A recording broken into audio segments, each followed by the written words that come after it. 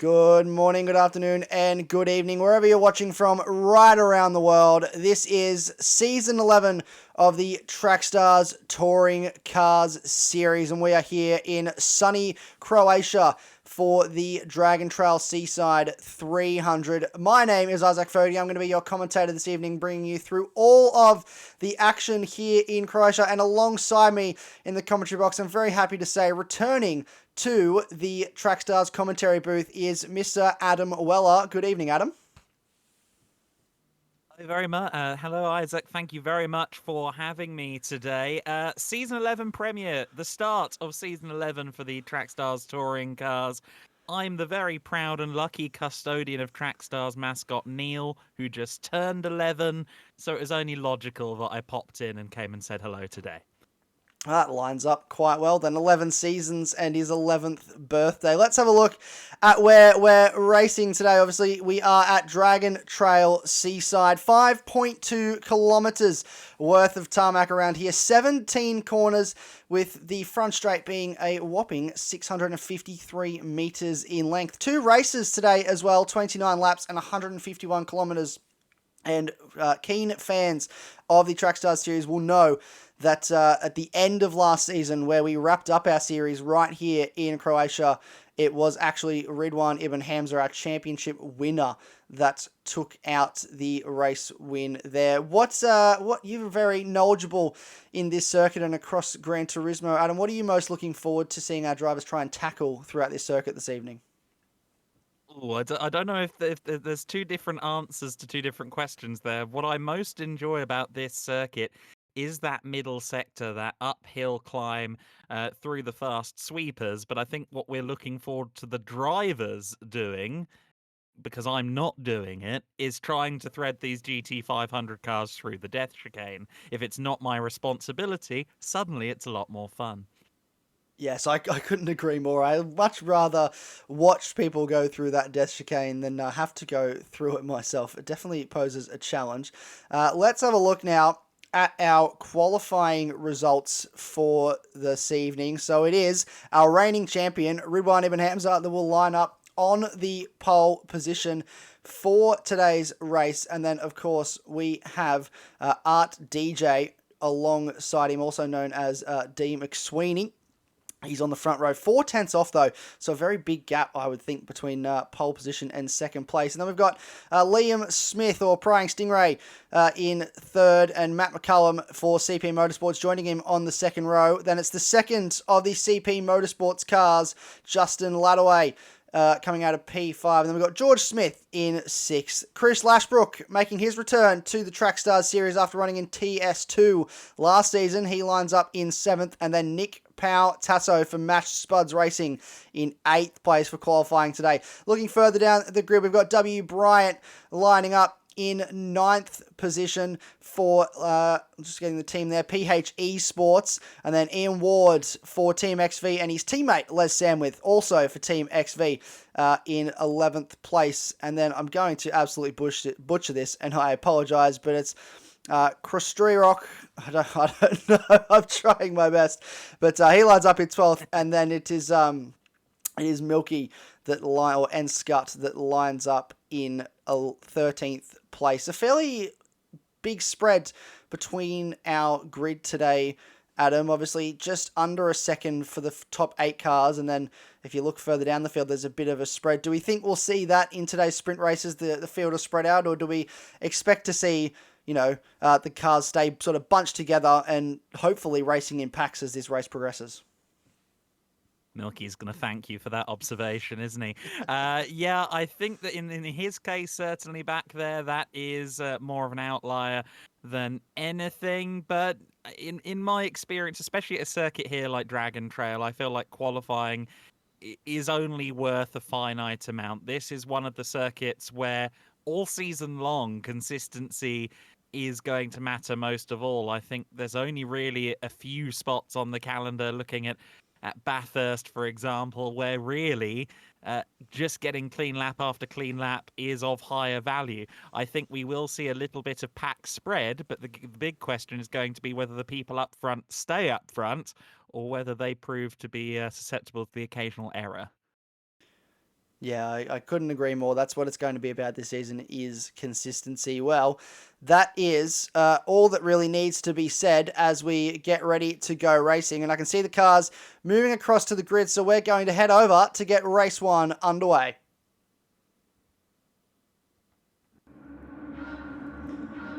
Here we go. We are at 5 lights for the return of Track Stars at Season 11. The cars are away, and our reigning champion, Ridwan Ibn Hamza, gets off to a great start. They're spreading out wide as the pack rolls through Turn 1 for the first time this season. Look at them all as they run down into Turn 2 now. Heavy braking, little bit of contact between multiple cars. Further back in the pack, there's a bit of screeching. We've got a car around. That is Matt McCallum facing the wrong way on the exit of Turn 3, but everyone else is still moving as we run into Turn 4. We're looking at George Smith at the moment, down into 7th place. There's a little switchback there on Nick Pautasso. No, that was Smashing Apex, sorry, I apologise, as we push through this field. But it is Ridwan Ibn Hamza leading the way from RTJ. Then, that is Prague Stingray. Liam Smith in the wall, all on his own. Way too much inside curb. And that will bring you undone very easily there, Adam. Very easy to do, absolutely, especially on these GT 500 cars. Very little in the way of ground clearance to be had. You have to be mindful that suspension travel is not great at all. I feel very bad for McCallum there, just getting tagged. He'd already started to have the moment when he got sent into the spin, even more so with that little bit of rear contact. Everyone else, though, seems to have, well, I was going to say gotten through the death chicane cleanly, but it looks to me like that's Kosteruk maybe who hasn't managed to get through the chicane cleanly as well. A few drivers then falling foul on the very first lap of the race. In fact, everyone from 10th down with issues, and quite a few of them clearly with damage. Into the pits they come. Yeah, we've got multiple cars in the lane, at least 5 cars, and it is 5 cars, Justin Ladaway. So both CP Motorsports cars in the lane. We've got, this looks like a WRT car in the lane, and then it's Bryant and the PHE in the lane, as well as the FR Racing car. So early stops for all of these guys, but the action is still continuing out on track. We're looking at Les Sandwith now, the number 15 Team XV Nissan. This is the debut of Team XV in the Trackstars Touring Car Series. We obviously saw them in the Formula Series that took place earlier this year, but they have taken over from Team Kiwi Pit Lane, and they bought them out actually throughout that Formula Trackstars Series, and now they race full-time in the mains, TS2 and TS3, and they've got Ian Ward and Les Sandwith as their 2 drivers. So sitting 6th and 7th at the moment in this race. A solid start for them in their touring car debut. Yeah, great to see them both running top 8 early doors. They may have been slightly assisted by some of those dramas on the first lap of the race, but rather to my own previous point, guess what? They've made it through the first lap. They've made it clean, and they're already up into the point scoring. We've got another car pit bound there by the looks of it, and it's Nick Pautasso. Oh, no. Goodness me, Mash Spuds Racing's boss man himself, not leading by example maybe at the start of the race. No, and there is only a little bit of contact there between Ian Ward and George Smith as they ran into Turn 2. But no, there is only one Smash Spuds racing car here this evening as well. Matt Donetti not racing. He spent the day doing a 6 hours of Silverstone and just was not able to make the race this evening. So we'll see him back for round 2 next week. But for now, Nick Pautasso not doing the best job of representing Mash Spuds Racing. Hopefully that's a strategy call and not a unscheduled pit stop. But at the moment, it is our reigning champion with the number 1 on his car. It is Ridwan Ibn Hamza leading the way, and I have to say, I'm not really surprised, I'll be honest. He's got the Art DJ, or as better known as McSweeney, not too far behind in the ART Lexus, but I think it's business as usual for Ridwan Ibn Hamza and FR Racing so far. Yeah, no, I mean, obviously, just based on the information we saw at the top of the broadcast there, of course, Ibn Hamza likes this circuit specifically. He's the driver that comes in as the de facto #1 seed for the 2025 Trackstars Touring Cars title. Now, defending a championship is never an easy thing. That added pressure, whether you claim to feel it or not, even at some internal level, you will feel it, even if you're not showing it. But Ibn Hamza leading the way in the early stages, bit wide there from McSweeney, trying to give chase here. And that's the thing, if you're just about able to stay with a race leader, but you're maybe not quite able to close in, that's one of the hardest things to deal with psychologically, because yes, you want to push that little bit harder. You want to try and close up to the rear wing of Ibn Hamza in this case. But what McSweeney has to do, of course, is not throw away second trying to get to first. Absolutely, could not agree more. There's a lot of work here for McSweeney to do to try and get past this man who has been a force to be reckoned with across the Trackstars series for the last few years, I would say. He back-to-back championships. I believe he might have gone 3 in a row, potentially. I'll have to get the statistics going on that one. But this man, Christopher Lashbrook, smashing Apex, he's making his return to the main game this season. We saw him last year in TS2 and throughout the Endurance series. He's a bit nervous coming into this, I think. Didn't know how he would fare, but I think sitting 3rd place in this race, despite being it's only lap 5, but I think 3rd place already in race 1, that's a pretty promising start. Yeah, absolutely, and a good amount of time between himself and the 4th place battle. Looks like there may have been a spin, actually, coming out of that first chicane. Someone looked like they were facing the wrong way on the old track mat, but well, we've also had a move up for the 2 convoying Team XV cars, and there you see the car with damage. That is a big blow then for the ART car. Yeah, that's George Smith, not what he would have wanted. That's Justin Luddaway, who, keep in mind, has pitted already in this race. We saw him in the lane at the end of lap 1. So 6th place and already overtaking cars that are yet to pit. Well, I can imagine that it's not going to be long until Smith does pit now, but yes, that's an incredible drive from Justin to already be back up as far as 6th position in that CP Motorsports Nissan GTR. Of course, you and I were talking before we went live here, and CP Motorsports, one of those teams that's long-term enough here in the Trackstars Touring Cars that it's a name that I can recall, a name that was a big part of Trackstars even 4 or 5 years ago. Same applies, of course, to the Mash Spuds as well. And Justin representing in a very good way for the time being. On the fringes of the top 5, he's got maybe 6 or 7 seconds, though, before he closes up on Sandwith in 5th place. Unsurprisingly, meanwhile, George Smith into the pit lane. I expect he might fall behind some of the others who've gone to pit road here. Indeed, already there, losing out to Costa Rock, otherwise known in the past life as Gabans, for WRT Motorsport.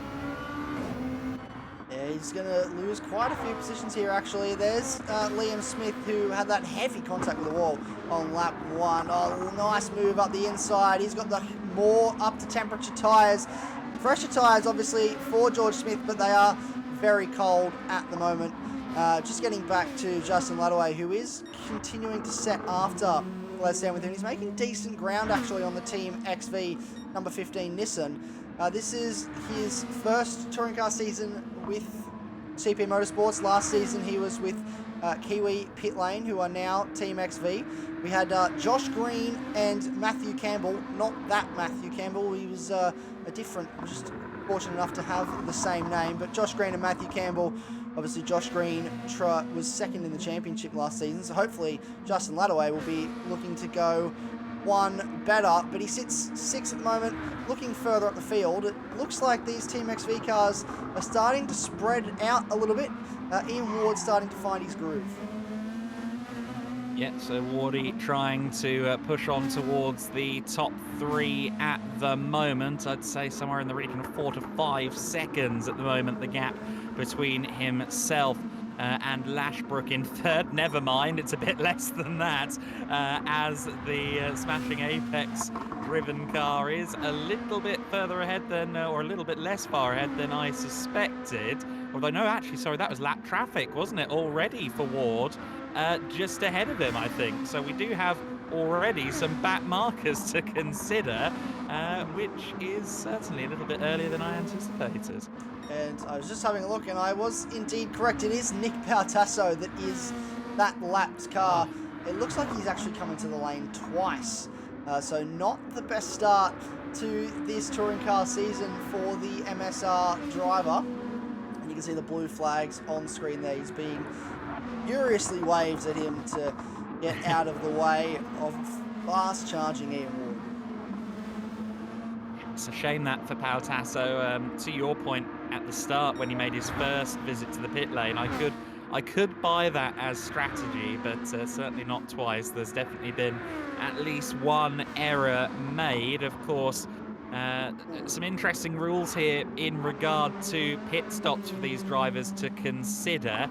There usually is some form of challenge there, as we see Pautasso making a clear road there for Ward. But there is a little bit of tyre strategy for these drivers to consider. Yeah, well, that's the thing, isn't it? Even though it's a 29 lap race, not a long race in terms of how long we actually go here at Trackstars. Keep in mind, later in the year we do have our endurance events where we do 161 laps, especially around Bathurst. So it's a long time. So 29 laps in the grand scheme of things, not a huge amount, but there is still strategy to consider. You will have to stop at least once in this race, I believe, and all drivers only get one set of soft tyres. So not a whole heap of room there in terms of trying to maximise your pace. And that's very, very close to the wall for Nick Pautasso, and he's finally going to get out of the way of, that looks like Les Sandwich that he's jumping out of the way of there. As George Smith is in the pit lane again. He came into the pits last lap, and he's now back in the lane again. So a few drivers finding the wall. But it's not the first time that Dragon Trail Seaside has been the first round of the Trackstars touring cars. It was utilised in that manner 3, maybe 4 years ago as well, and it is, I think, one of those places that really puts the cat among the pigeons to start the season. It's not an easy track. It's a track where the slightest minute error can be a big hindrance. And again, this is going to be a race of survival. It is already proving to be a race of survival, and Team XV, not wanting to put the proverbial commentator's curse on them, but they're doing it just about as well as anybody right now. 2 cars in the top 5, Ward and Sandwich staying out of trouble and reaping the benefits. Absolutely, and these guys will be thinking about teams points as well. It's not just about winning the race. Obviously, that's what you want to do. But having 2 cars in the top 5 is extremely good for your team's championship prospects. And I know Les Sandwich is one that really cares about. He puts a lot of time and energy into this team. He's built Team XV from the ground up, and slowly they've worked their way into various series across multiple racing platforms. And I think he was very happy to finally have this team in Trackstars. As we see, that's Ian Ward coming into the lane for his first stop of the race. So lap 9, he's got a bit of damage as well. So I was about to comment that they've both got away with no damage so far, but I think the commentator's curse has been put on them, because that is Ian Ward into the lane for repairs. Sorry, Ian. Yeah, that has indeed. Whoa! Draken Pautasso in the background, losing it in a big way up on that curb on corner exit. And that is just going to further the issues. It looks to me, has he gotten away without damage there? It looks like he might have done. He has. Well, that's a small measure of good news to chase the shot of yet another moment. It's very handy for Nick Pautasso that he didn't come away with needing to make yet another pit stop. As we see, this is our race leader, Ridwan Ibn Hamza, and comfortably leading now. He started to build that gap out slowly to McSweeney, not too far behind. He's still pretty close, but I reckon that gap's just starting to eke out a little bit more. And it is the FR Racing teammate of the man on screen, Liam Smith, who currently has the fastest lap of the race with a 1:24.7. So starting to really put the power down to make up for lost time after that heavy contact on lap 1.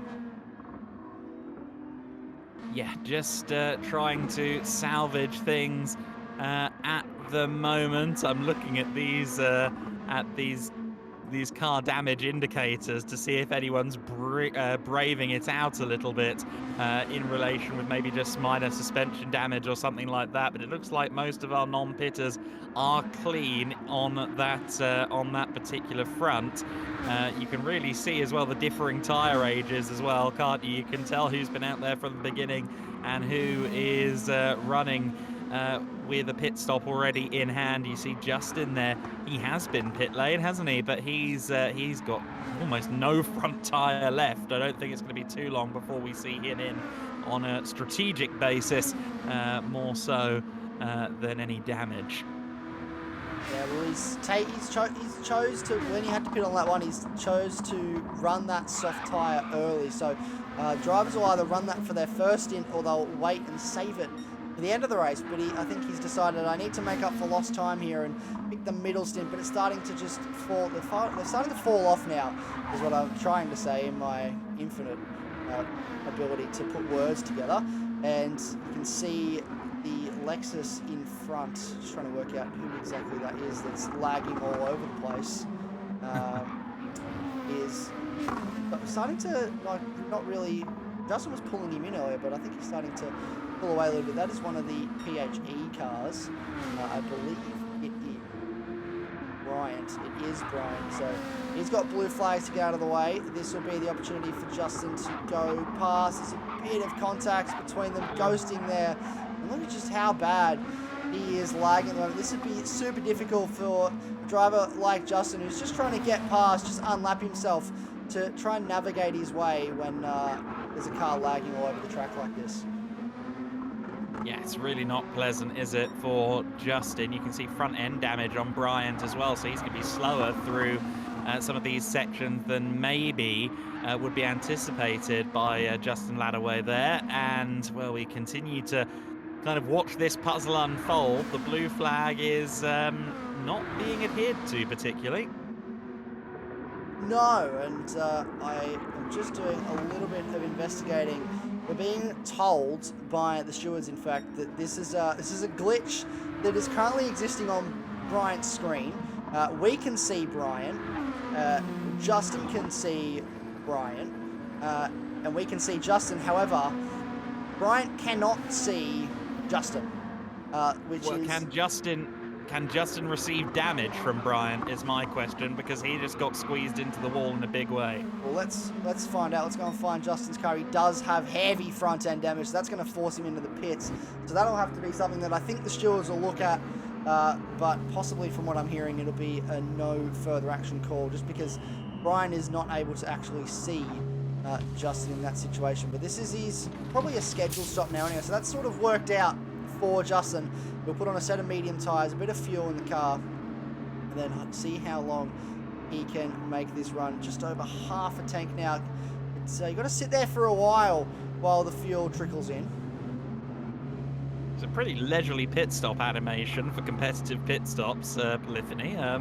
They look like they're on a Sunday cruise there. Justin heads back out onto the circuit, then tanks the car up pretty significantly there to around 65 litres. That will be more than enough. 16 laps to go then for Justin. Rejoins in 9th position behind this man in 8th position.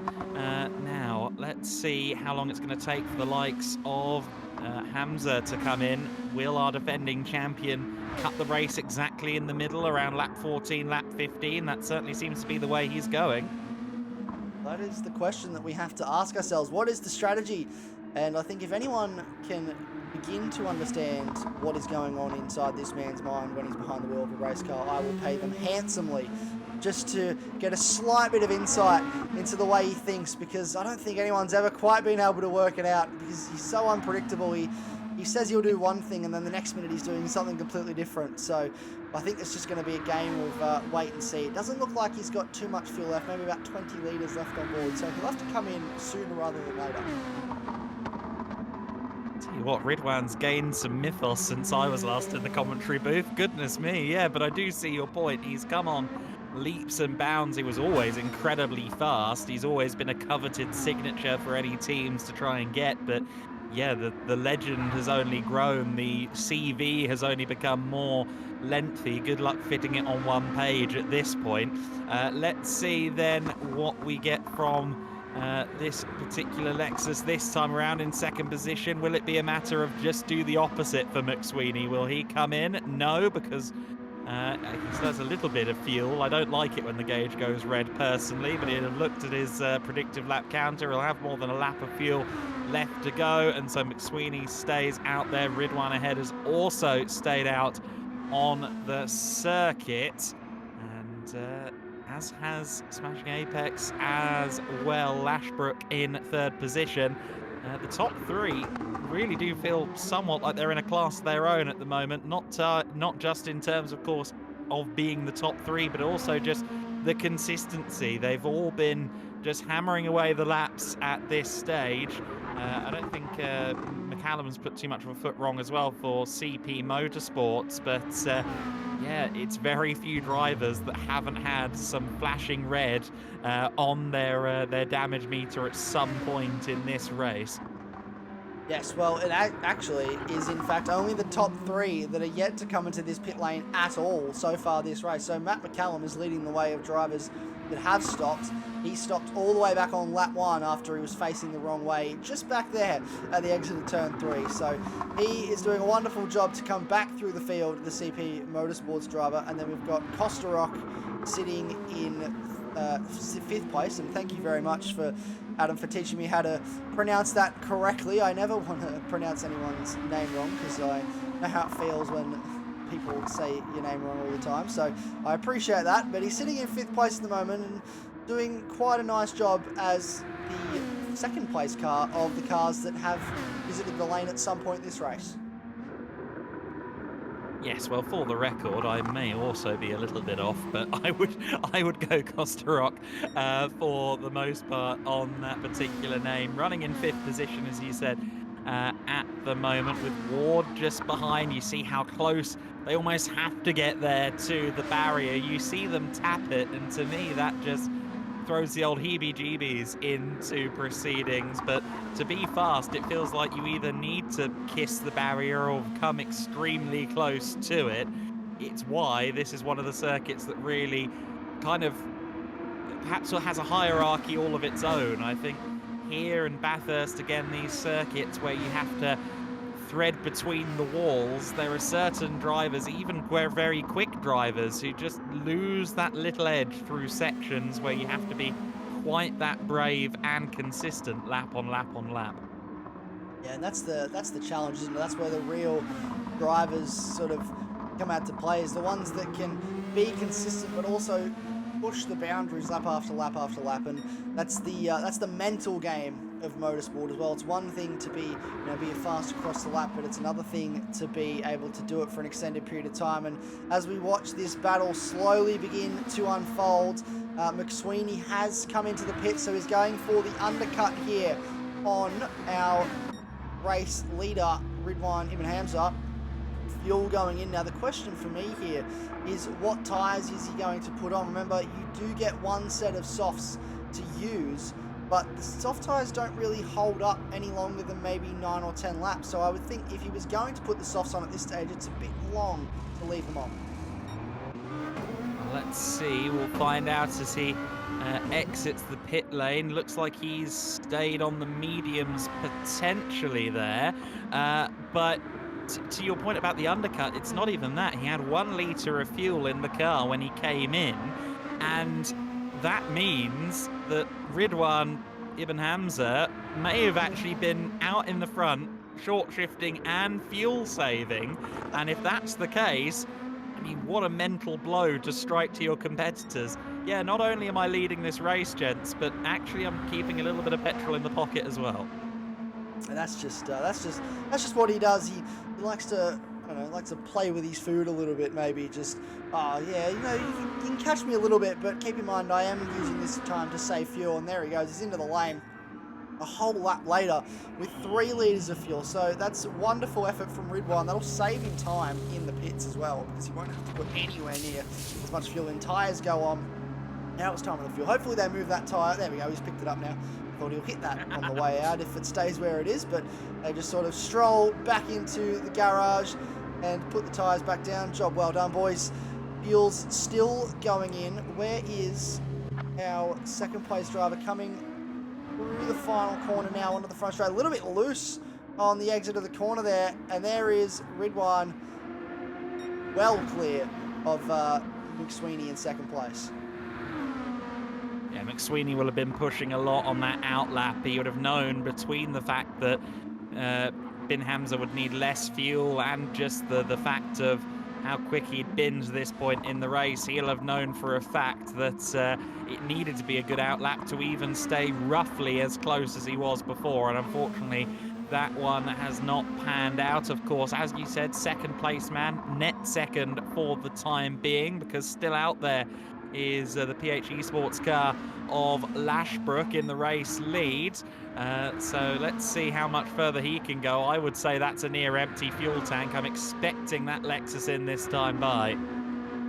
Well, if he continues on this time by, then I'd have to think maybe he's got a jerry can or something in the back of the car that he's using to fill up the car as he goes around the lap just to make sure he gets there. But no, here we go. He's into the lane. So this is the last of that front group of cars that need to stop. So that will hand Ridwan the race lead when he comes by. And I would predict, I'm going to assume, but I will try and predict that McSweeney will hold on to second place. Fuel going in now for Lashbrook.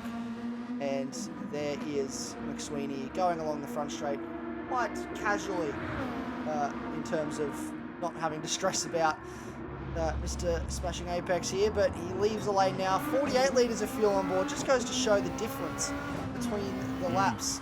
I believe it was 60 litres on board for McSweeney when he came into the lane, and that was 2 laps ago. So it just goes to show fuel saving plus staying out a few extra laps can really make the difference in that fuel time. Yeah, and I think it was 53 for Ibn Hamza, so I think potentially McSweeney deciding to just give himself a couple of extra litres rather than shorting himself and having to go full map 6 and pray on the final lap of the race, which is probably for the best. So then Lashbrook continues on his way, has a fairly healthy advantage back to Ward, who has managed to move into 4th place. And interestingly, there in the middle of the top 8, we've got the 2 Team XV cars now being split by Justin in the GTR. So there's been a little bit of moving about there, and Justin Lattaway for CP Motorsports now separating the 2 white GTRs. Yeah, and that's what he was trying to do. We saw that earlier on those soft tyres, but the tyre just sort of fell off right at the wrong time for him, and he wasn't able to make the inroads on LJ that he was hoping to.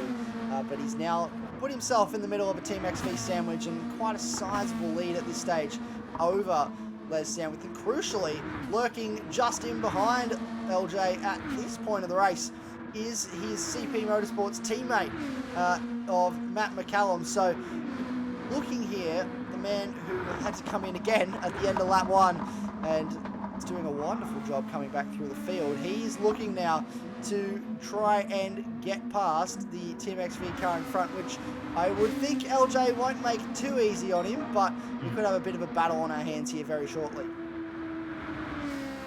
Yeah, Sandwich could be one of the bits of bread in the sandwich at the moment. If we see a move here, the 2 CP cars hopping between the 2 XVs, but that's only if Our CP Motorsports driver here, Matt McCallum, closes in a little bit. Let's keep an eye on this car. The CP Motorsports livery, the CP Motorsports logo, again, all very familiar to longer-term viewers and fans of the Trackstars touring cars and the overall Trackstars Racing Series package.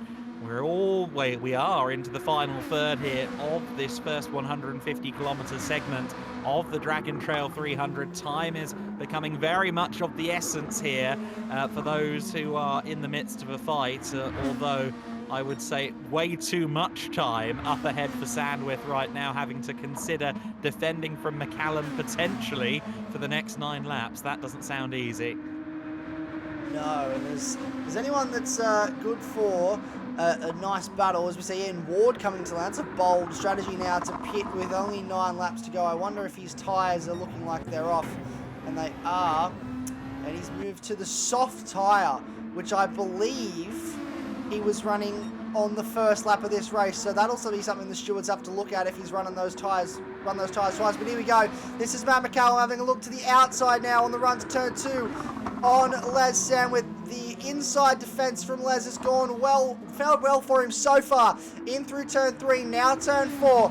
This is where you can try and set yourself up for a move into the heavy braking zone of turn 6. Matt has a little look, but he's not close enough. This is brilliant defensive driving from the Team XV driver. It's Nissan versus Nissan, CP Motorsports versus Team XV.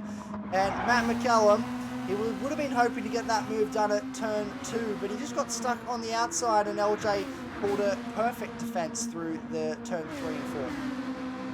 And less excuse than ever for any of these drivers. Yes, they're both driving Nissans at the moment, but also, of course, this year we've switched to fixed setups in the Trackstars touring cars, so you can't go to your head honcho afterwards and go, well, the setup just isn't good enough, mate.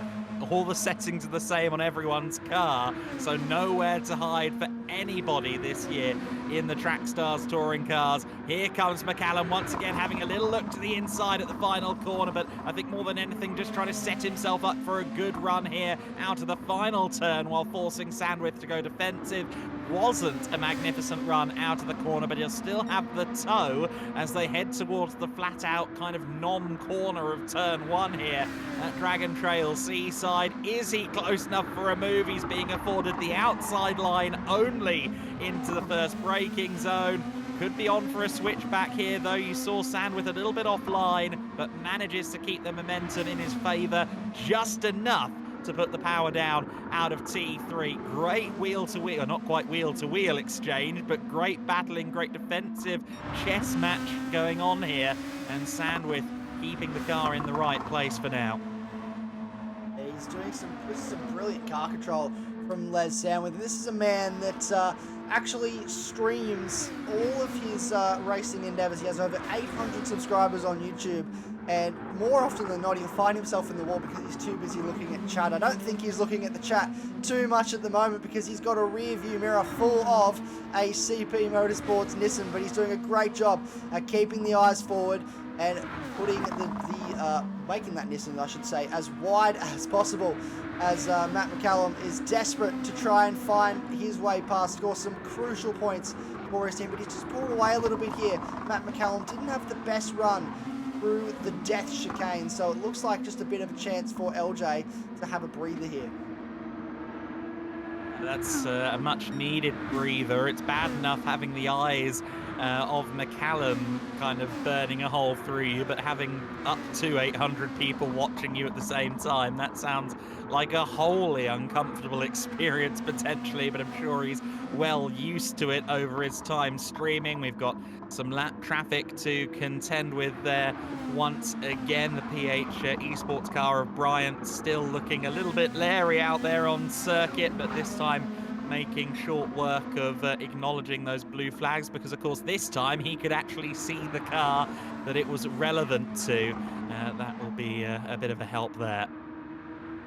Certainly will, and we'll have a look through the rest of the field at what our drivers are doing. This is Justin Ladaway sitting up in 4th place now as a result of that Ian Ward stop, which is under investigation. We can confirm that the stewards are investigating Ian Ward and the Team XV number 7 driver for using 2 sets of soft tyres, which you're not allowed to do. Look at the front end damage on that car as well. So potential disqualification plus what looks like fairly hefty front end damage with 6 laps to go in this race when he crosses the line.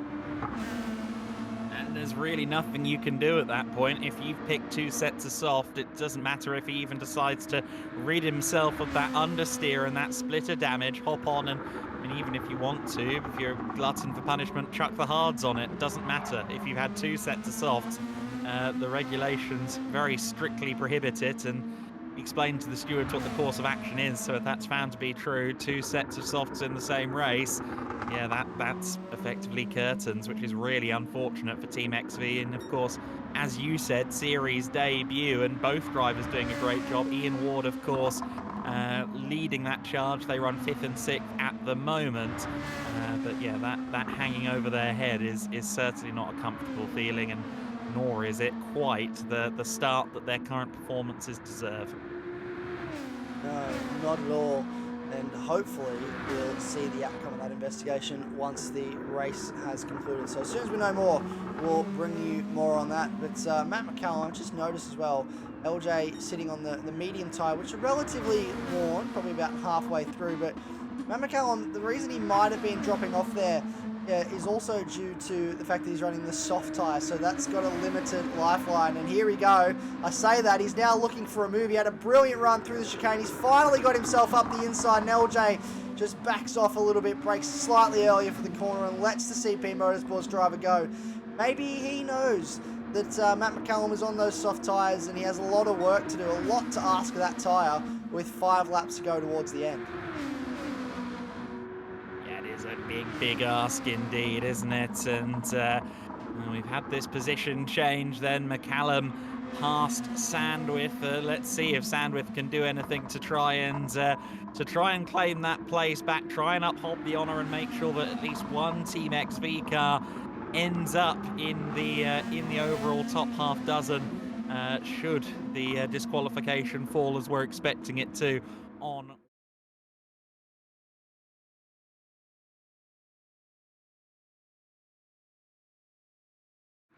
We had a technical glitch there, and we're back now. It decided it was going to show us something different, but we are back. Do not worry.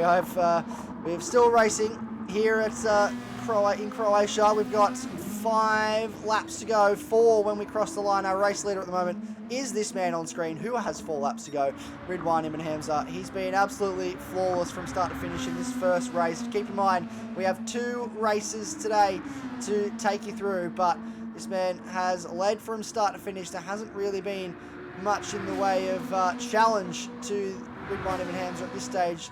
His teammate, though, Liam Smith, all the way down in 12th, as Nick Matasso is in the pit lane yet again. So it has not been the day the start to the season that this Flash Spuds racing driver would have wanted, but it hasn't been that for Liam Smith either. Both these guys who we were looking at as being strong contenders in this championship, not getting off to the best start. Yes, definitely not. So I think I may have misunderstood you earlier, didn't I? Because it was Stingray and Smithy that got multiple sets of softs, right? So I think that Ian's okay on that front, if I'm not mistaken. He might actually be.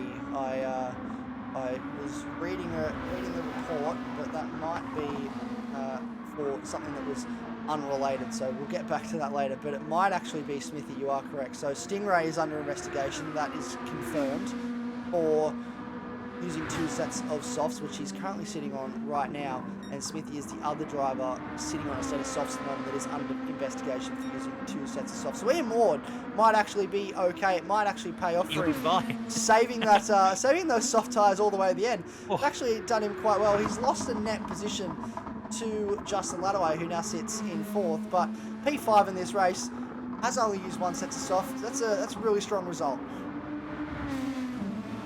Yes, but we'll see how that all unfolds. Lap 24, I think there may have been.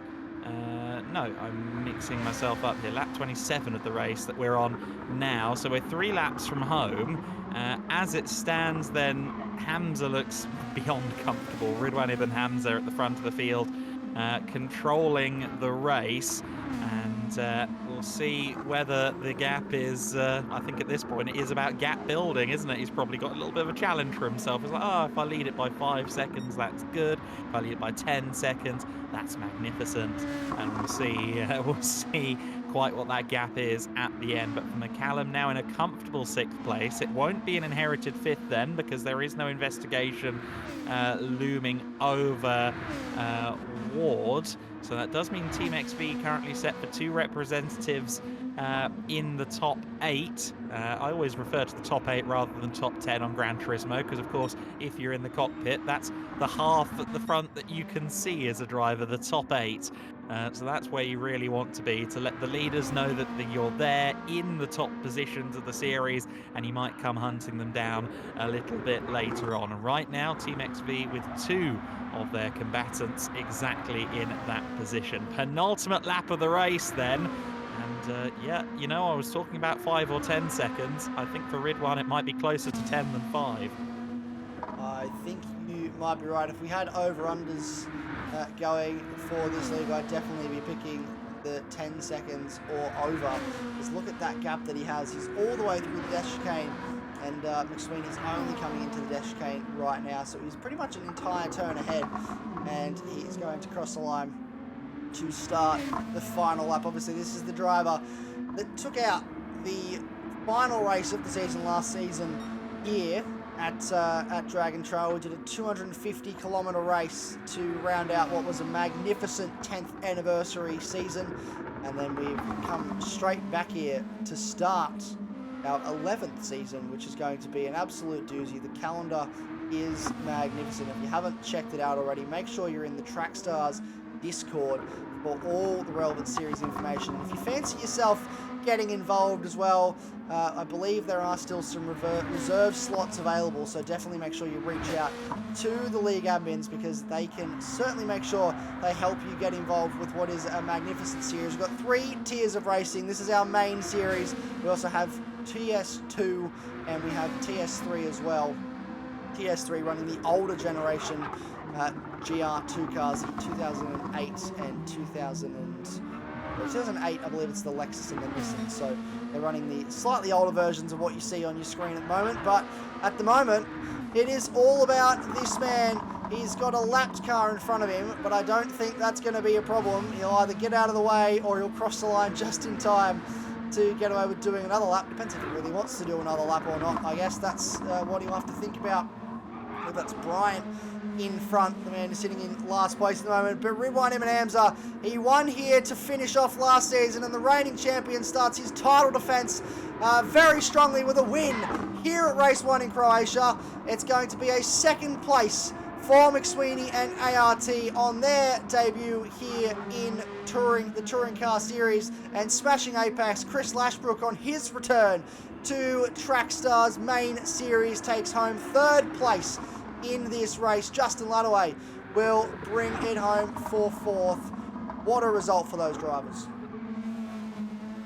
Yeah, that's great stuff. To be on the first podium of the year, that is setting your table out early and saying, look what I'm capable of. Justin crosses the line for that 4th position. Then it'll be Ian Ward in 5th position. Again, contrary to earlier on, not him under investigation for 2 sets of soft in this race, so he's going to be safe for that 5th position. McCallum was closing, wasn't he, towards the end, but it's not going to be enough to challenge for P5.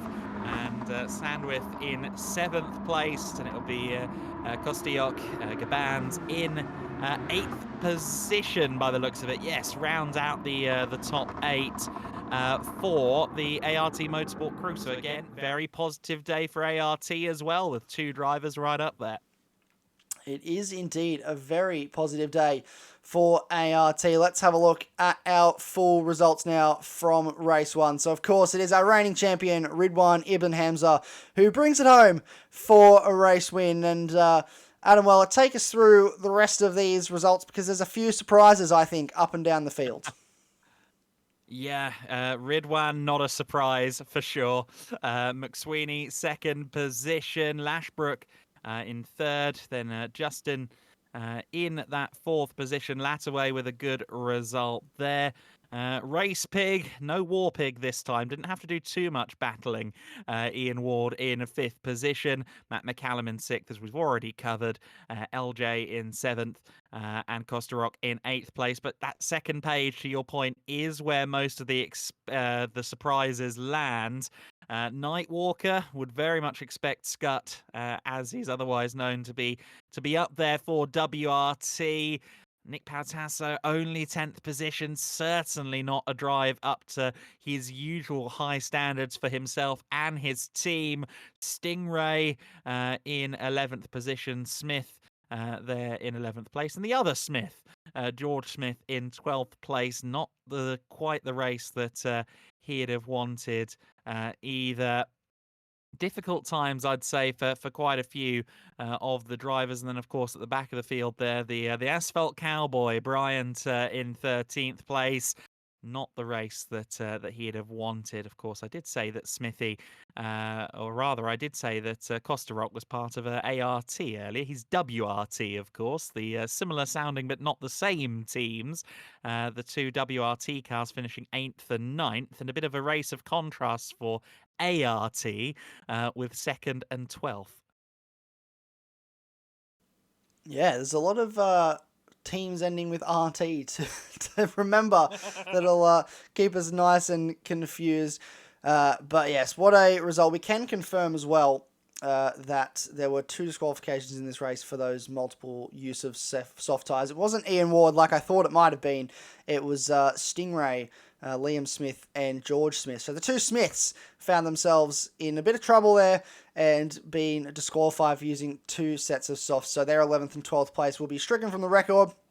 That does promote Bryant up into 11th place in this race. So a nice result for him. We're going to take a very short break. We'll be back in just a few minutes' time. We're going to put you back on the stream, or the starting soon screen, just for a few minutes while we have a quick drink, refuel, and our drivers reset, and we'll get ready to go for race number 2.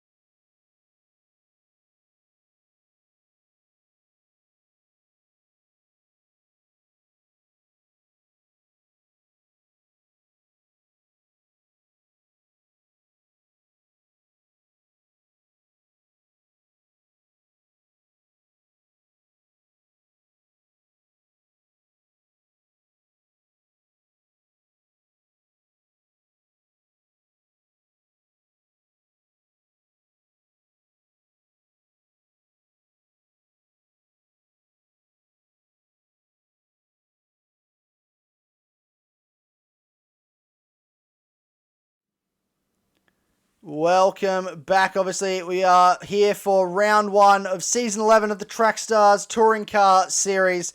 I am your host and lead commentator, Isaac Fogarty, and I'm joined back again by Adam Weller. Adam, what a first race we just saw, and if that's anything to go by, there's going to be a lot of action in race 2 coming up. Yes, and I think what we are seeing there as well, Isaac, is a little bit of the reforms, shall we say, of track stars paying dividends. When I was kind of lead commentator here, some of the rules included in the case of heavy damage, there would be a virtual safety car thrown. And that would often mean around here at Dragon Trail in particular, races with quite a lot of safety car. But of course, we went pillar to post there. A lot of drivers did suffer damage, but we went from pillar to post with a very good race there.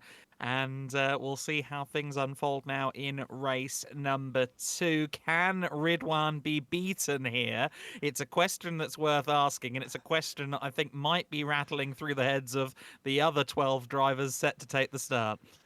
Oh, indeed. Can someone knock off Ridwan Ibn Hamza? He keeps just turning up and performing time and time again. We'll have another quick look through our qualifying results, just to remind you of the grid order heading into this second race. So it was Ridwan Ibn Hamza that took out the pole, followed by McSweeney. Then it was Liam Smith who got disqualified from that first race for using 2 sets of soft tyres. Matt McCallum lines up in 4th from his teammate Justin Luddaway. George Smith, the other disqualifiee from race number 1, will start in 6th. Smashing Apex got a podium in the first race just by keeping his nose clean. Maybe he can do the same thing again in race 2. Nick Pautasso, things didn't go his way in race 1. Hopefully race 2 is a little bit better for the MSR driver. Bryant lines up in 9th place, and it's Ian Ward after a strong result in race 1. Hopefully he can do the same in race 2. Les Samwith hoping to do the same. A really strong start to the season so far for the Team XV cars. Then it's Costarock and Milky or Scut, the 2 WRT cars that are lining up at the back of the grid. So that is a reminder of what our grid looks like for today. The cars lining up on the grid ready for race 2. So let's head over. Here we go.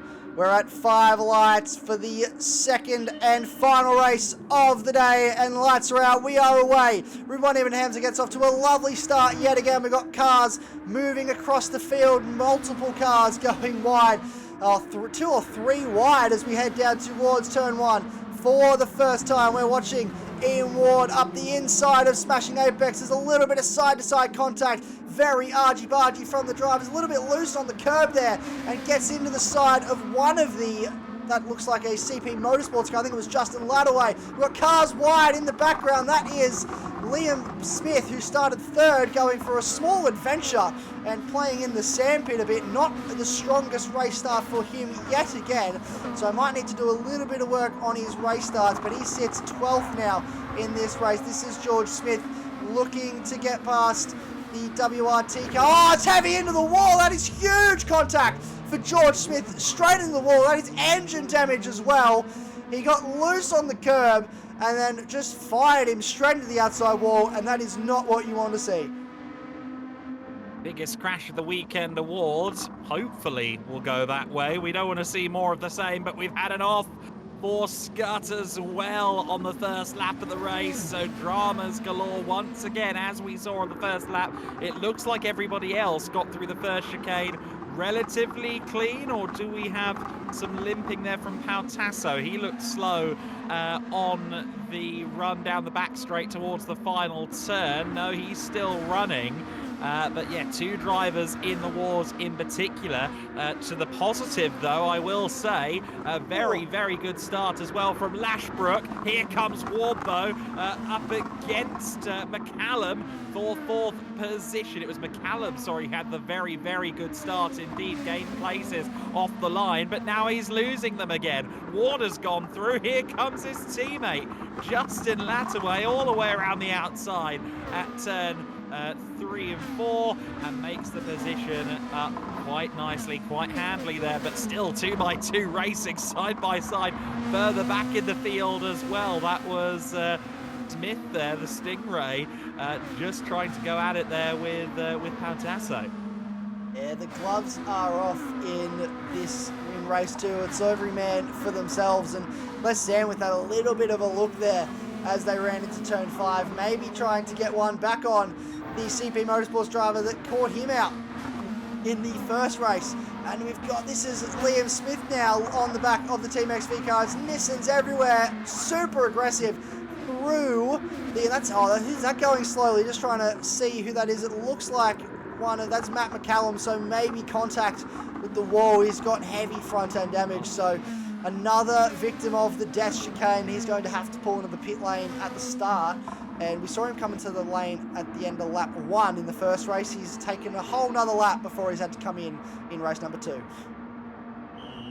Yeah, both Lashbrook smashing Apex there in third, and McCallum had really solid starts to the race, but unfortunately McCallum started leaking positions there on that second lap, and that second lap ends in the pits, as you said, with a visit to get some car repairs done. Certainly not what he would have wanted. I think as the race goes on, there's this inclination to maybe try and limp through, particularly something like front end splitter damage. You can maybe make it work for you, but when the field is so bunched together anyway, there's no real merit, there's no real ability to hold on to positions. If you've got a wounded car and you've got everybody within just a few seconds of you, you may as well just bolt on some new tyres and get cracking again. That's exactly right. We saw Matt McCallum do that to great effect in the first race. Just came in, repaired the damage, and then stayed out of trouble running around on his own. Earned himself well inside the top 8 in that first race. So hopefully we'll see him do something similar in this second one. But there's a battle for the lead now. McSweeney has a little bit of a look into the final corner on Ridwan, our race leader. And this is where he couldn't quite get it done last time. In the first race, he was not able to keep up, but he's got the gloves off this time. They're going to have a look. I thought they were going to go side by side through turn 1, but he's not quite close enough. That Nissan is very, very slippery in a straight line, and that's very loose on the exit. As someone who's driven the Lexus last season, I featured in the TS2 series in the endurance rounds in the Lexus for Match Spuds Racing. I found that it just lacks a little bit of straight line speed as compared to that Nissan. It's just a little bit more slippery. And to my understanding, of course, here in the main series, we're still running with a bit more power there. You see that full almost 2 bars of boost on the kind of mid-right of screen there. That's because we're running the big turbo on the car as well. So even more so than TS2, if you have a car that struggles a bit for traction, it's going to be that little bit more leery in main Trackstars touring car specification. You've got to be able to modulate that throttle, make sure that you can use all the power without endangering your corner exits, and that becomes more and more of a challenge as the race goes on. And you can always tell how someone is doing in that regard by looking at those tyre wear gauges. If someone's got more front end tyre wear, that means they're seemingly doing quite well out of the corners, but if they're very, very sideways, the wear might look a bit more even as Sandwith comes into the pits. Yeah, front end damage for him as well, so I think the death chicane has yet another victim, Adam. They're all starting to feel the wrath, and if you escaped in race 1, I think you're going to be hard pressed to try and escape here in race 2. And that's the thing, isn't it? Going a full 58 laps across 2 races, 300 kilometers, without putting a foot wrong to that extent, it is an incredibly difficult task. Ibn Hamza Ibn Hamza, I should say, has been doing that well so far, as have the other front runners, the top 2 or 3, of course, managing to avoid damage in the earlier race. Let's see if anybody can really hook that consistency up that was struggling in race 1 of the weekend. Can anybody give themselves a bit of an upward turn of fortune? That's what we'll be keeping a close eye out for. We've got cars that are doing a really good job so far. Justin Luttaway and Ian Ward sitting 4th and 5th. Obviously the Team XV car of Ian Ward. Thought he might have had a bit of an issue with his soft tyres in race 1, but he got away with it. Hopefully he can still do the same for race 2, and we have no issues in terms of soft. Hopefully they've all figured it out by now.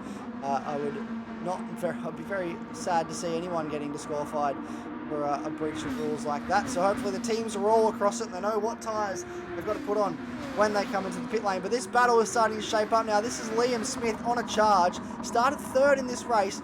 Did not get the race start he would have wanted. Was 12th at one stage on lap 1. Gave himself it all to do to come back through the field, and so far he's done that back up to 6th place already.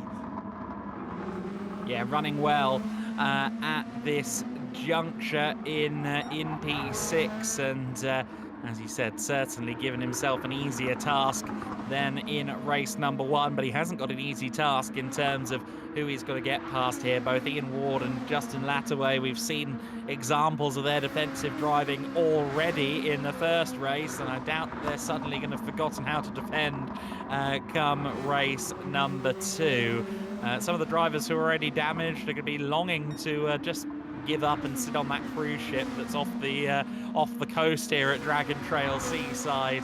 But for those in this battle, 4th, 5th and 6th all together, I was going to say they're all locked in, but unfortunately Smith into the wall, and look at that full engine damage. That was not a small meeting with the barrier.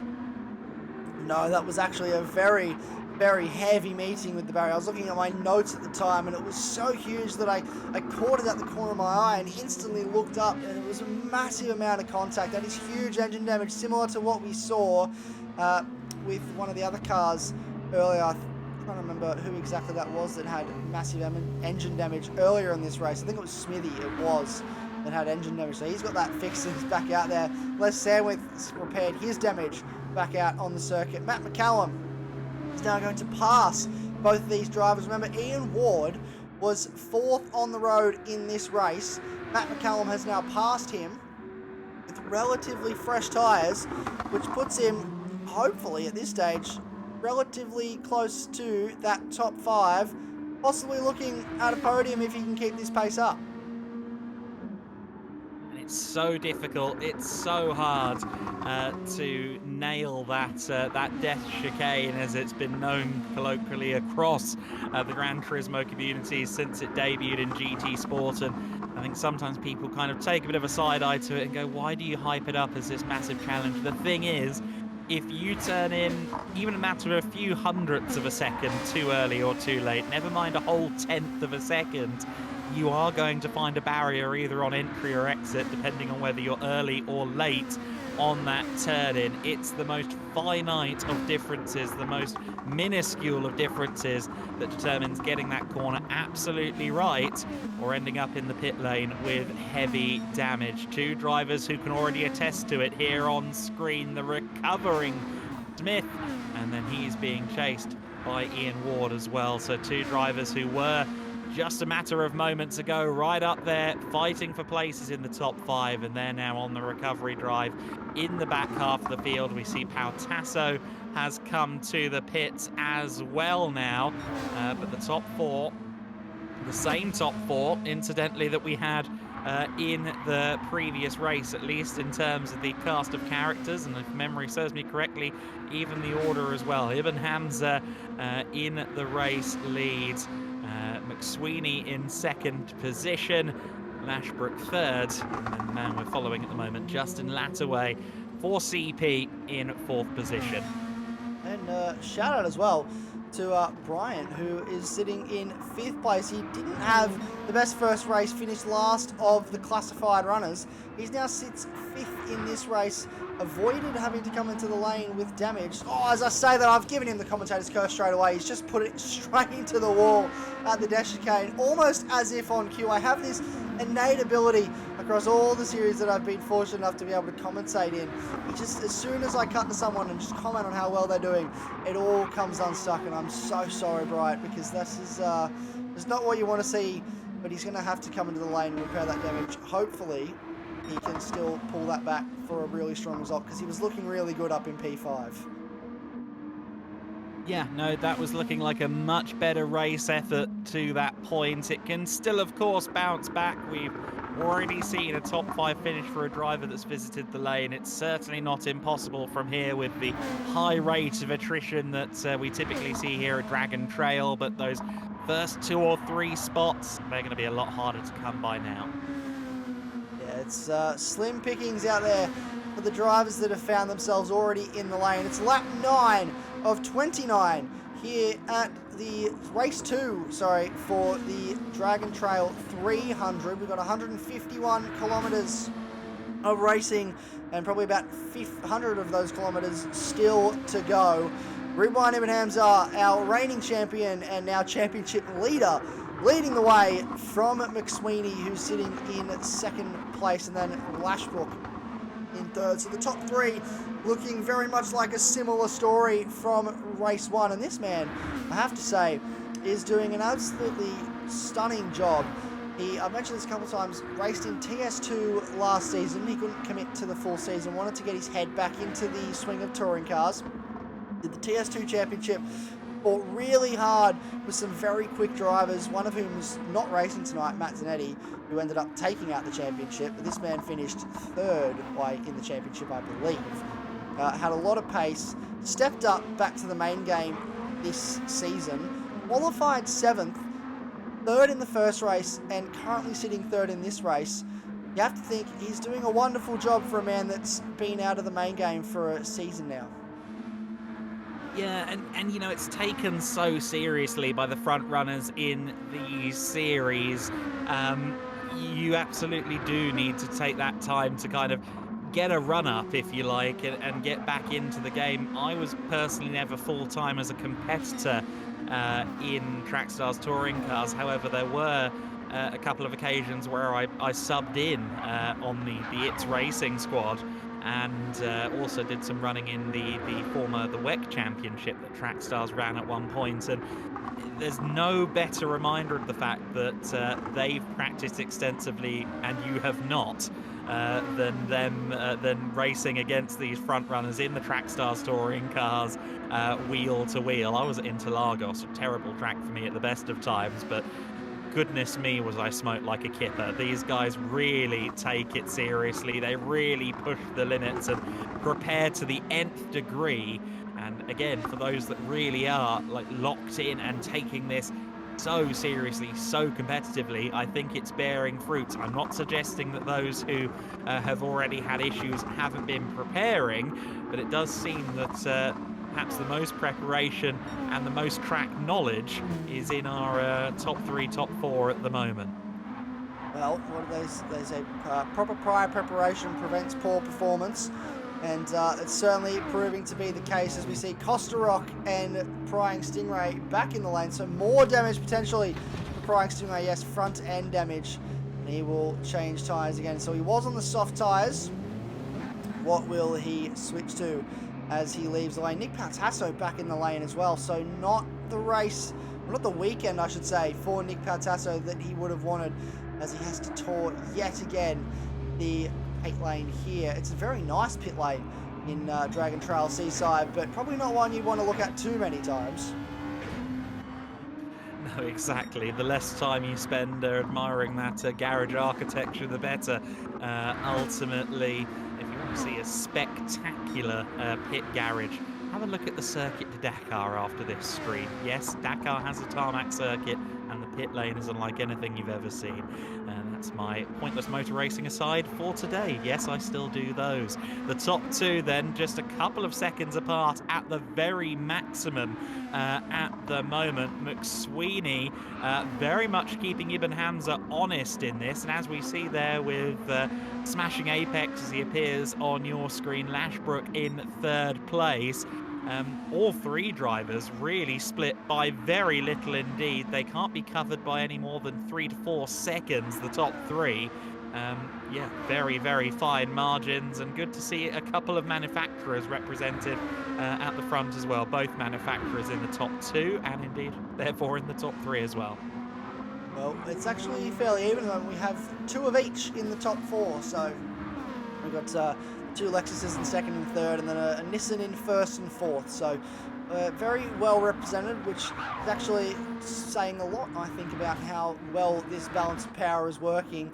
And just moving to spec setups. Obviously, last season we let drivers mix about with their aero and change a few different things, and it opened a lot of questions. And how do you tune the car to do this? And how I want to make it do that? What are you doing over here? And it just opened up a lot of different ways for drivers to go about designing their cars and making them fast, and it was very, very difficult to keep a competitive field. for the most part, especially in the longer races. I found the field started to spread out more. But this season, hopefully, we'll see with the Spec Series, these guys a lot closer together. It's going to be interesting, isn't it? I think for certain drivers, it's going to find them that little bit of extra performance. For others, it might be something of a hindrance, depending on how well you do with this base setup. I think, as a rule, the Gran Turismo setups are a little bit understeer biased, certainly more so than some drivers would like. On the couple of occasions that I shared an awning with series founder It's Racing virtually in the world of Gran Turismo, we found that he liked a much more loose car in NASCAR parlance, a much more oversteery car than me, which maybe isn't a surprise given he drives sprints and drives sideways on the dirt in real life. I liked something that was a little bit more predictable and sure-footed. And so back then, of course, you had the opportunity to diverge. You didn't have to run the same setup across both cars in a team. Now, though, it's all different. Everyone's got the same car, whether they like it or not, from a setup perspective. And yeah, I think that's going to hamper some and help others. Certainly, it doesn't seem to have affected Ibn Hamza one way or the other. No, well, I think he's just fast in whatever you put him in, no matter what the setup is. He'll go quick in a Spec Series if you need him to. Doesn't matter. We saw him dominate the Formula Track Stars series earlier this year, and he's continuing to do the same so far in Track Stars. So it's business as usual for FR Racing and their owner driver Ridwan, and then it's McSweeney doing a wonderful job for ART at the moment. Again, make mention that it's also their official debut in Trackstars touring cars as well, and a second place in the first race, and potentially looking like maybe a second place in the second race is just the perfect way to get that relationship between ART and Trackstars underway, and then Smashing Apex doing a smashing job in third place. A little bit twitchy through the death chicane, a nervous moment there for the PHE driver. And then it's Justin Ladaway sitting in fourth place with his teammate in Matt McCallum, who is a fair way behind. Keep in mind he has already stopped in this race, sitting in fifth. And it's Bryant, actually, the other PHE driver, sitting in sixth place despite having to come into the lane after I gave him the good old commentator's curse earlier. And then it's Kosterok in seventh for WRT, with Ian Ward in eighth. He has had to stop. He's on another set of soft tyres here.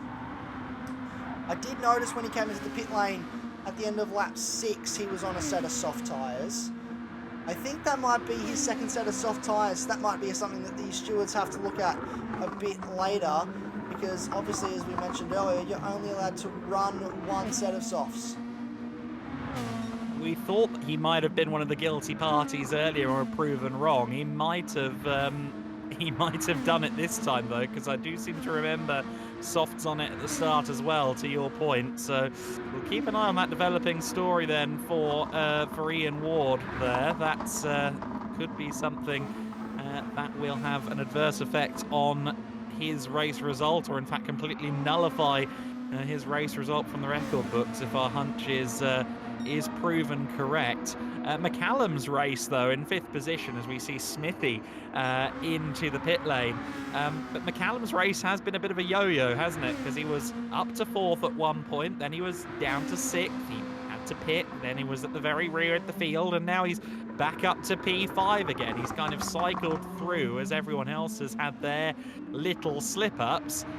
Sure enough, here he is again, back to the top 5 in a strong position, and he'll be keeping his beady eye on those 4 blue arrows a bit further around the circuit to see what opportunities he might get to sweep up next. Yeah, well, that's it, isn't it? It's about keeping yourself in the equation, and yes, you've had to stop, but you never know if the driver in front of you might make a mistake, and then there's an opportunity for you to catch back up. That death chicane can bite anyone at any time, so don't rule him out just yet of a really strong result here today. These three, they're still not too far away from each other. It looks like Lashbrook has dropped off just a little bit from these lead two, but McSweeney's not letting Ridwan out of his sight just yet. I think he's a bit more determined in this race to hold on. He's seen what Ridwan can do. He's seen his pace, and I don't think there's as much fuel saving going on looking at that from Ridwan in this race. So there's potential here from McSweeney to maybe get the move done on the, a little bit of contact with the inside wall there for Ridwan as he came through the death chicane. That was a heart in mouth moment here in the commentary box for me, but I think we'll see both drivers in this lap. Yeah, it doesn't look like there's going to be that extra lap of petrol, does it? Let's see if they both come in. Oh, okay. Ridwan believes in his tachometers and what they're telling him. Meanwhile, DJ is again in with just the 1 litre of fuel. I'll give him that. He's brave to keep running it down to the very end of the tank. And no fuel starvation issues needed there, certainly. We'll see what kind of number he fills up to as well. I think last time when he came in at this point, it was a 60-litre fill. Let's see what happens now. Yeah, we're about to find out. We've got about 14 laps to go in this race, so he has 58 litres of fuel on board, so it's only a little bit less than last time he came to the lane. Matt McCallum does jump him up into 4th place, but I would suspect with the amount of fuel that's on board that car, we'll have to see him back in the lane in the not too distant future. Now, let's turn our attention back to our race leaders. Justin Ladaway is finding his way even closer to the PHE Motorsports car of Christopher Lashbrook. And I would say all 3 drivers are going to have to find their way into the lane this lap. You'd think so, wouldn't you? Looking at the fuel gauges, let's see if this is the time. It was 1 lap later last time for Ibn Hamza, and it is so once again on this occasion. Any further than 17 laps would be quite the amazing act of fuel conservation. Nothing left for Lashbrook, but Justin continues on, so we're going to see a lap in the lead here for the CP Motorsports driver. Will more than likely, of course, only be temporary on this occasion, but he's clearly doing a good job keeping himself tidy, keeping himself clean, and well, let's see if short filling, he'll have slightly less fuel to put in the car. Let's see if that can maybe bring him closer to the top 3. Interesting, there's a disparity there with the amount of fuel that went into Ibn Hamza versus McCallum there, versus Smashing Apex there. It was 53 litres for Ibn Hamza. Meanwhile, for Lashbrook, it was only 51. And we see there that the ART car is through. McSweeney is now once again between Ibn Hamza and Smashing Apex Lashbrook. Yes, but crucially I've noticed, Adam, that there's a significantly large gap between Ridwan and McSweeney, but a significantly smaller gap between McSweeney and Lashbrook. So there seems to be a net gain here for Lashbrook and Ibn Hamza over the 2nd place car, and we see Justin Ladaway with 0 litres of fuel, so there's nothing left. It's probably running on a rag to get back to the pit lane. You can't get much more empty than that. Absolutely not, and let's see where he comes out then, relative, I should say. I always do that. Relative to Smashing Apex, Lashbrook, and DJ Master McSweeney in this one. No fear, I'm sure, for Ibn Hamza. He will clear the pit exit long before the team sends out Justin, but only 44 litres of fuel required. That's not much fuel at all, 44 litres. And has it put him out into the competitive order? Yes, it has. He's right there behind McSweeney, and actually he's cleared Lashbrook. So that was very good for CP Motorsport. And he's on the soft tyre, so he's got to do 11 laps on this tyre, which is a big ask, I would think, of that soft tyre. But if he can look after it, this may serve him well. There's a potential for P2, and if he can clear the ART car in front, maybe even a potential at a race win here, because Ridwan is also only on the medium tyre, so there is a potential for a pace advantage from Justin Ladaway and the CP Motorsports team. That's a great strategy call, I think, to stay out just that little bit longer. Had to underfuel the car. Nowhere near as much time spent in the lane. Clearly not much of a loss on track in terms of the lap time difference between himself and the cars around him, which has now put him up into a spectacular third place. And with 10 laps to go when they cross the line, there is a very real chance we could see a CP Motorsports driver knocking on the door of a second place, if not maybe a win. Yeah, exactly right. This could be a very interesting battle, certainly for Ibn Hamza. It's great. He will no doubt be somewhat aware of the fact that those two cars behind him are very close together, and that means he can kind of focus forward and get on with it, while his closest competition, McSweeney, I think is going to have to do a lot more driving through the mirrors potentially here if Justin Lattaway can pick up the mantle. And it must be said as well that for Justin, he's got less to worry about too, because as we saw there briefly, Lashbrook is 3-4 seconds at the very least behind this second and third place battle, and that gives Justin again the ability to focus forward, hit his marks, and try and get within overtaking range here of McSweeney. Yeah, that's so crucial in a situation like this. If you've got another car behind you, you're trying to look forward and backwards at the same time. But for Justin, it's the ability to just have eyes forward, looking to what's ahead. And McSweeney has to look behind him. He's looking in his mirrors, seeing where Justin is. How close is he now? He'll be looking at the live gaps on his totem as well. Tell him just how much the CP Motorsports driver is gaining throughout various parts of this circuit. But just having a look up and down the field, we have lost a car in this race. Ian Ward has retired. We can confirm he did use 2 sets of softs, so he was disqualified from the race. Retired due to a connection issue, I believe, so he will still not get classified in this race regardless. You see, speaking of connection issues, a slight lag onto the grass for Bryant, who has had a bit of a stutter issue throughout the race. He had that that lag glitch in the first race where Justin couldn't see him at all, and Justin could see him, he couldn't see Justin, so there was just no car around him on the screen, and Justin was trying to get past. Hello, I'm here. I'd like to overtake, please, and just wasn't able to happen. But looks like he's made contact with the wall, but it's just so hard to tell.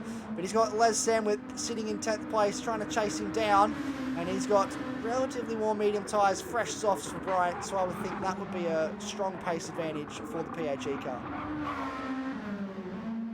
Yeah, one would think so.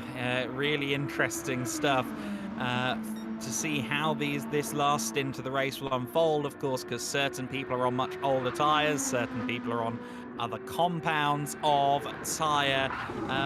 But to your point there regarding Bryant, I know you've had a few jibes before regarding Newcastle Internet. Is he a local to you as well? Not that I'm aware. I do not believe he is a local, but wherever he is, they must be running the same system. The same withered old cables trying to make it work, but certainly a bit of lag on him for today. Hopefully that can be rectified later on.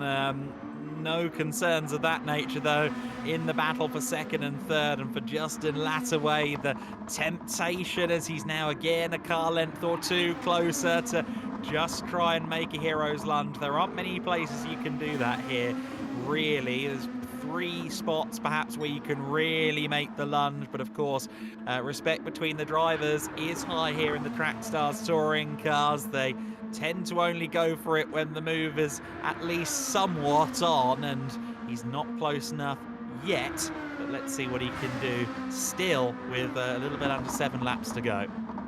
Yeah, there's a long way to go in this race, plenty of time to make an overtake. A good run through here towards the final corner, you can have a look, or if you can string it together through the final corner, you can have a run into turn 1 in the slipstream. Obviously, a lot of chat last season about dirty air and just how hard it was to follow other cars, especially in high-speed corners, and I have to wonder if that's a similar story this season as well, and how much that dirty air is affecting Justin Lattaway at the moment. But he's not too far away from the back of the ART Lexus as they run down towards turn 1. It's lap 23.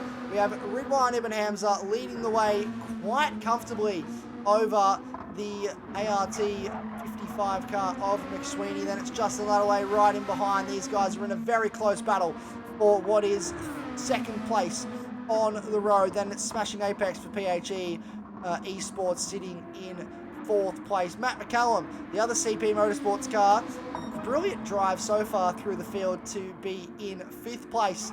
And then it's Liam Smith or Prey Stingray back up into sixth for FR Racing. Costa Rock sits in seventh for WRT. Then it's Nick Pautasso, the sole Mash Spuds racing car this weekend. And he's not had the best of weekends so far, but a top 8 finish could be just what he needs to turn his spirits around. It's Bryant sitting in ninth, the other PHE car, and then the sole Team XV car remaining in this race, Les Samwith, sits in 10th. Then it's Scott, the second of the WRT cars, in 11th, and George Smith sitting in 12th place for ART. And not a weekend he would have liked to have either finished last, or disqualified, sorry, I should say, in race 1 for using 2 sets of softs. Sitting last in this race. Hopefully we'll see him bounce back next weekend. But for now, it's all about this man out in front. Let's check in with our battle. Smashing Apex is actually into the pit lane. So he's making a strange strategic decision here, I think, for tyres. Will he go for fuel? Let's have a look. No, just tyres. We'll just have to switch to the softs. It is. Okay. So McCallum still behind, and is that his first time on the softs for? It is. Yes, it is. So it is. That's the critical detail there. But we continue to stay with this battle as we see there. Stingray Smith into the pits, but moreover, look at this side-by-side action for second place, Isaac. It's side-by-side, a little bit of touching as they run down through the hairpin now towards the death chicane. This is not a section of circuit that you want to be side-by-side. This could end in tears for a driver, and it has. He's put him in the wall. Justin Luddaway has sent, that is McSweeney, side contact into the wall. He carried a lot of speed, both cars side by side, 2 into 1, will never go through that section of circuit, and that is heavy contact for, and it is damage for McSweeney as well, so that is not what you want to see. The stewards will absolutely have to have a look at that, and we'll check in very soon on what they have to say once they have finished deliberating. But Justin Luddaway, that is a very bold move that has ended in tears for McSweeney. Yeah, to say the very least, it has not ended brilliantly, has it? But here we are then with, I think, if anything, I'm interested in the fact that McSweeney stayed out there. I think maybe he was hoping that there was damage as well to the car ahead of him and that they could at least continue fighting for second place. But of course, with Lashbrook having just pitted himself, maybe it would have been more advantageous to stay out there.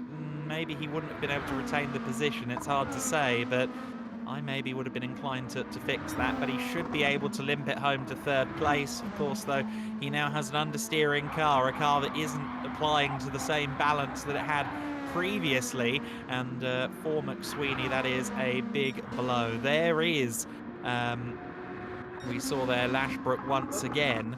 Now, Stingray down in 8th place. He's with the other driver, wasn't he, that pitted just as all of that was going on, and I note that he's back on softs. Now, is that the first time we've seen that car on softs? He's just chasing down Pautasso at the moment, and I'm not convinced that he's not already made a visit to Softtown at some point in this race. I believe that is his second time on softs, so that'll be another visit to the stewards, I would say, as he makes an overtake on Pautasso. We'll come back to that, but that's a very easy overtake he's made there. I think Pautasso's just gotten out of the way. ART DJ McSweeney has come into the lane to get that damage fixed.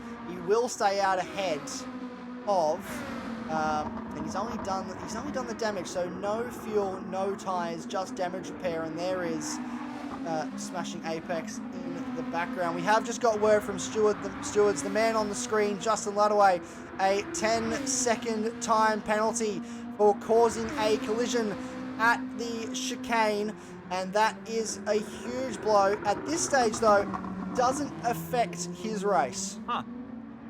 That's a very good point. Yeah, I think the gap has already gone out to over 10 seconds again. So yeah, Justin Lattaway with a penalty, and it certainly wasn't a move with any malicious intent. It was just a reality of trying to go wheel to wheel through that sequence of corners.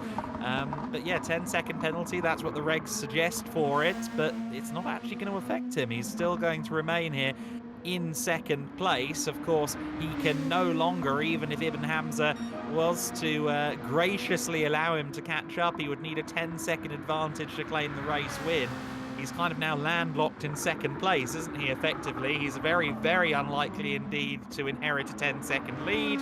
And equally, I don't think that either McSweeney nor, just behind him, Lashbrook are likely to come within 10 seconds and take that net second place away. No, not unless Justin makes a mistake before the end of this race. But I tell you what, there is a very, very tasty little battle cooking up here for the last spot on the podium. Obviously, McSweeney deciding to stay with the set of tyres. He had a very used set of mediums. And you've got Lashbrook behind, who made the bold choice to come in looking for the fastest lap of the race, which he's now got, actually, as well, I should comment, with a 124.7. He now has a fresher set of soft tyres that he could potentially use to get past McSweeney, to not only take him outside the top three, to take him outside the top three. So not only would he lose second place after that contact with Justin, he'd lose the podium altogether as a result of a very hard-charging Christopher Lashbrook. Yeah, that's certainly a turn-up for the books, isn't it? But looking back to the top five, or basically from fifth place onwards, the order is very different indeed. But even after everything has come out in the wash, after contact, after incidents, after additional pit stops in some cases, the top four are the same four people again. And at the very start of the season, that is a huge boost to their confidence, just seeing that consistency, seeing those big scores. The question, though, is who of these two Lexus drivers with 2 laps to go is going to be on the final step of the podium in race 2? Yeah, that is what we're going to have to try and work out within the next lap and a half. He has a look up the inside, does Lashbrook on McSweeney. This is a very nice move from the PHE Esports driver, but he's going to have the outside line now for the fast left-hander. Can McSweeney hold on? He does. Lashbrook looks for the switchback, but it just wasn't on there. You have to settle in behind again for now, but that was a very nice sequence of corners from both drivers. A lot of respect shown and room given between the two Lexus drivers. And I believe that Ridwan Ibn Hamza is now coming across the line to start the final lap of the race. So our race leader looking to go 2 from 2 here in Croatia to start his championship defence as strong as he possibly can. Look how low that helicopter is in the background, and trying to get the best shot of these two that it possibly can. Lashbrook there getting really loose out of the final element of the death chicane, and that gave McSweeney a little bit of a cushion, a couple of tenths extra. And I'll tell you what, he was laser focused on that corner exit before the death chicane, because the last thing he wanted to do was give Lashbrook another opportunity to draw alongside and then again have to go wheel to wheel through that chicane, because, well, we've already seen it go against him once when he was fighting for second with Justin. It looks like, so long as he's got a tidy final lap here, he has done enough. And while that's going on at the front of the field, Ridwan Ibn Hamza just a few corners now from home, having once again dominated this race. He hasn't got the fastest lap, as we saw it's Crying Stingray with the fastest lap, albeit with an additional set of tyres, but he won't mind that. For Ridwan, it's max points. It's the perfect start to a 2025 title defence. It certainly is. Ridwan is going to start his championship campaign the best way possible. He goes 2 from 2 here in Croatia. The man who dominates this circuit stays on top. Justin Lattaway is actually out of fuel, rolls across the line with no throttle whatsoever because he ran out of fuel. That's how close he was pushing it. This man, McSweeney, he should have been in second place in this race with after heavy contact. He fell down to third. He will finish double podium, mashing apex, just misses out on the double podium, a fourth place result. Matt McCallum looks like he is going to come home in this race in fifth place, which is a wonderful result for CP Motorsports. A double top 5 in race 2 is just what they needed to get their team's title defense underway. Let's go now to our results page and have a look at the full results. What a race that was. And here are our results on screen. So obviously Ridwan Ibn Hamza brings it home for the victory. Justin Ladaway second, McSweeney in third, Lashbrook in fourth, Matt McCullum fifth, and then it looks like it says Prying Stingrays finished sixth on the road, but I believe he has been disqualified, Adam. Yeah, that's the bulletin that's coming in from race control, that there were indeed multiple sets of softs deployed during the race. So really a bit of a race of two halves, quite literally, in the FR Racing garage. One with a disqualification, one with a sweep of the race victories. A bit of a harsh conclusion there for Smith in, well, what was sixth, but now disqualified. Yeah, it certainly was. And then we have Bryant that is Gabans, that is Kostarock in seventh place, which is a wonderful result for him to get himself up inside the top 10. And then it is Bryant in eighth place. So the man who struggled in race 1 has bounced back in race 2 with a wonderful top 8 finish. And then it is Nick Pautasso, not his weekend. He'll hopefully look to bounce back at Sardinia next week. And then it is Scutt in 10th, Les Samwith in 11th, and then George Smith in 12th. And then race big DNF, but also a disqualification for using 2 sets of the soft tyre as well. So that rule catching a couple drivers out in both races this weekend. But there are your results. And Adam Weller, 2 races today, 300 kilometers of racing, so much to unpack. Who was your standout performance today? Have you got a driver of the day, per se? I mean, it's hard to look beyond our race winner, but I'm gonna be nice to you here and leave him unanswered. You can sweep him up if you like as your answer to that question. I will say, I think looking elsewhere, I think Justin Lataway did extremely well in his CP Motorsports GTR, and McCallum actually, for that matter. Both CP cars look really good this time, but I'll, on balance, say that for me, Justin may be the better of the two this weekend in that lineup, and I think I'll give him the nods. Albeit largely, so you can take the obvious answer. Well, I actually wasn't going to take the obvious answer. My pick for the driver of the day actually was Christopher Lashbrook. I think a third place and a fourth place on your return to Trackstars. Stayed out of trouble in both races and just did an excellent job after qualifying 7th. And I mean, consistency is key, and we've seen time and time again, consistency is what can leave you in a championship equation when it gets to the end of the season. And I think that was probably one of the best ways for him to start his return to the mains game. Sucks to be you then, Ridwan. Sorry, mate.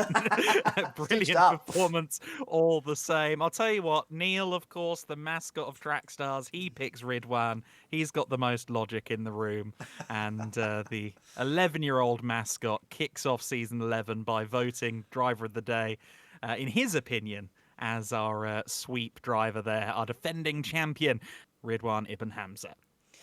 Yes, well, there we go. Neil has the final say. He's picked Ridwan, so Ridwan it is. But that'll do it for all the action today. Thank you very much, Adam Weller, for jumping in the commentary box. It's great to have you back in here doing a Trackstars broadcast after so long. Hopefully, it's not the last time we'll see you in here this season. Oh, I should think not. No, I mean, there's so much to see this year on the calendar. As you said, Sardinia coming up as well, of course, those longer format races later on in the year as well. And yeah, I reckon I can be roped in a couple more times. Feel free to poke.